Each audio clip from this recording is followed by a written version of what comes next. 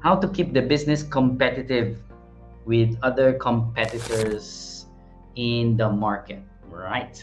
Competition, I think firstly, some of the people that I interacted with in the past who wanted to start their own business are scared of competition. And I would always tell them this: competition is actually very good, uh, for the market overall. Because what does competition provide? Competition provides improvements.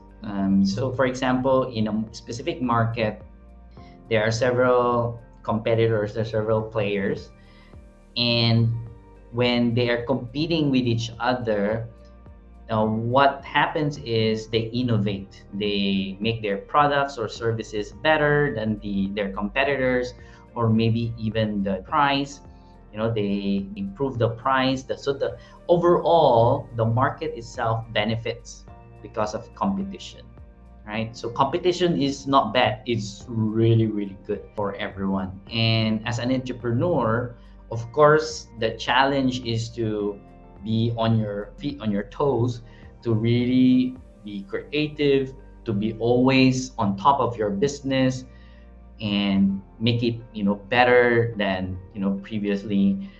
So competition is really good. So I hope I clarified that. But the thing about competition, right? This one I learned personally as well, is I always thought, when I started different businesses in the past, my goal is to become the best. I want to be the best. I want to be the number one in this industry. And it's a great aspiration. But what I learned from my mentor in Money and You is that as a small business, especially when you are not as big as Coca-Cola, or when you're like not a eminent multinational company, the thing that you need to be asking yourself is not how do I become the best. He said the question that you should be asking is how can you be different. And I contemplated and really thought about like what he said, how to be different. And he started to explain that when we are starting a business, we need people to remember us. We need to attract loyal clients. We need to create, like fans, our tribe. And by becoming different from our competitors, then we create our own pool of loyal clients. And so that is the key to basically survive the first few years of business. And then from there, start to become better and better and better. And basically, you are ultimately, right? Ultimately in business, you are competing with yourself. How can you become better tomorrow? How can you become better tomorrow? So that is the key. So that's what I want to leave with you. The thing that you want to ask yourself is, how can I be different from my competitors?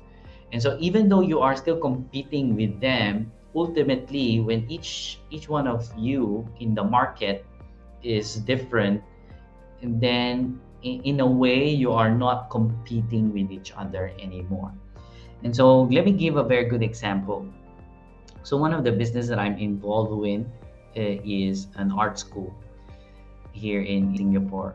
And a typical art school here in Singapore is like, they will have a lot of kids, and then they'll kind of like put up on the wall like, okay, this is what we're going to be doing today. Everyone is gonna do the same thing. So let's say, for example, it's an elephant, and everyone is going to be drawing an elephant, painting an elephant, and all the kids will be doing exactly the same thing, copying whatever the teacher has put up on the wall.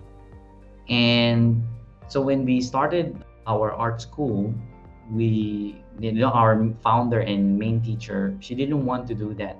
She thought, it's not a great way to teach kids arts. And her idea is to really have kids observe, what is really what their eyes are seeing. And so what happens now is that even though, let's say for example, she would put a picture of an elephant, each one of the kids will have a different interpretation of the elephant because it's what they see from their eyes. And so every kid would have a different result at the end of the class. So not everyone is just copying and copying exactly the same thing. And because of that, our school was very different from all the other art schools in Singapore.